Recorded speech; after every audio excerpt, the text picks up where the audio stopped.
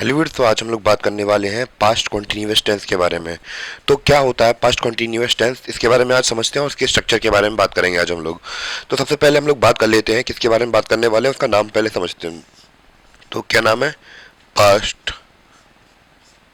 कॉन्टी past continuous tense आज हम लोग ये करने वाले हैं। तो इसको पहले नाम को समझते हैं। पास्ट मतलब होता है अतीत, कोई काम पास्ट, कंटिन्यू मतलब होता है कोई काम चलना, और टेंस तो फिर आपको पता ही है जो टाइम के बारे में बताता है। तो बेसिक सी बात है कि पास्ट कॉन्टिन्यूअस टेंस ऐसे टेंस होते हैं कोई जैसे कोई काम पास्ट में कुछ समय के लिए चला हो, उसे हम लोग क्या बोल देते हैं? Past continuous tense. और आज हम लोग बात करने वाले हैं इसके स्ट्रक्चर के बारे में। सबसे पहले हम लोग बात करेंगे इसके सिंगुलर स्ट्रक्चर के बारे में। किसके बारे में? सिंगुलर स्ट्रक्चर के बारे में। यानी कि अगर जो हमारा सब्जेक्ट है वो कैसा हो, एक वचन हो, यानी कि एक व्यक्ति हो, तो उसके बारे में उसके स्ट्रक्चर कैसे बनता है हम लोग पहले वो देखते हैं। सबसे पहले स्ट्रक्चर देखेंगे अफर्मेटिव का।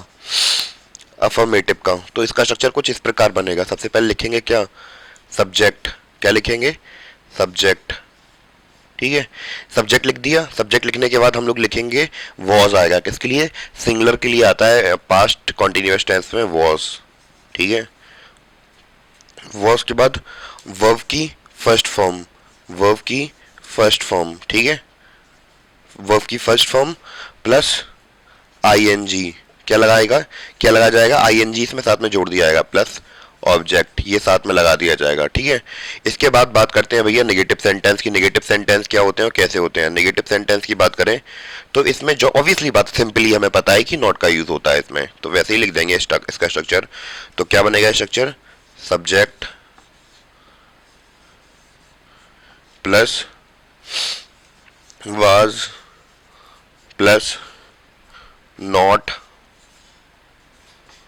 प्लस वर्ब की फर्स्ट फॉर्म। वर्ब की first form plus ING plus object. तो ये रहने वाला है इसका स्ट्रक्चर। ठीक है, ये किसका है? नेगेटिव सेंटेंस का स्ट्रक्चर है। इसके बाद बात करते हैं इंटेरोगेटिव के बारे में। तो इंटेरोगेटिव के बारे में बात करते हैं तो ये इसका स्ट्रक्चर, जैसे कि हमें पता है कि इंटेरोगेटिव में जो हमारी हेल्पिंग वर्ब होती है वो आगे आ जाती है, तो ऑब्वियसली बात है तो वॉज आ जाएगा पहले। Was plus subject. सब्जेक्ट लगा दिया। अब इसके बाद हम लोग वर्ब की फर्स्ट फॉर्म लिख देंगे। वर्ब की first form plus ING plus object. तो ये स्ट्रक्चर रहने वाला है किसका? प्रेजेंट कॉन्टिन्यूअस का इंटेरोगेटिव। अब हम लोगों ने बात की सिंगुलर के लिए ये आता है, जैसे कि अगर मैं इसके एग्जांपल की बात करूं, he was going to market, तो यहाँ पे ही कैसा था? सिंगुलर था, इसलिए हमने वॉज का इस्तेमाल किया। अब हम लोग बात करते हैं जब हम लोगों का जो स्ट्रक्चर है वो कैसा हो? प्लूरल हो। कैसा हो? प्लूरल हो। जब हमारा जो सब्जेक्ट है वो कैसा होने वाला है? प्लूरल होने वाला है, यानी कि एक से ज्यादा लोग होने वाले हैं।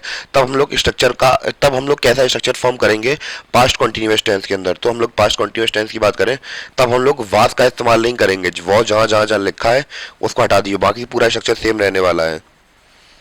तो यहाँ बस हम लोग केवल चेंजमेंट कर देते हैं किसकी? यहाँ लिख देते हैं हम किसको? वर को लिख देते हैं। WERE वर लिख देते हैं। वर वर तो अब हम लोग बात करते हैं वर के बारे में। तो वर का इस्तेमाल तब किया जाता है जब हमारा सब्जेक्ट एक से ज्यादा होता है। जैसे मैं बात करूं कि दे वर गोइंग टू मार्केट, तो ऐसे सेंटेंस में कि वो लोग बाजार जा रहे हैं, तो ऐसे में हम लोग वर का इस्तेमाल कर देंगे। Radha and Gita were singing a song, तो एक गाने को गा रहे हैं दोनों लोग। तो इस प्रकार हमारे पास्ट कॉन्टिन्यूअस टेंस हो जाते हैं। और उम्मीद है कि आपको समझ में भी आया हूँ। ज्यादा इतना कुछ हार्ड है भी नहीं इसमें, और ज्यादा सोचने वाली बात भी नहीं है इसमें। उम्मीद है कि आपको समझ में आया हो। अगर जैसा भी आपको समझ में आया हो तो कमेंट करके बता सकते हैं, और जो भी अपडेट वगैरह चाहिए हो तो आप लोग मेरे चैनल को फॉलो कर सकते हैं इसी प्रकार के कंटेंट के लिए।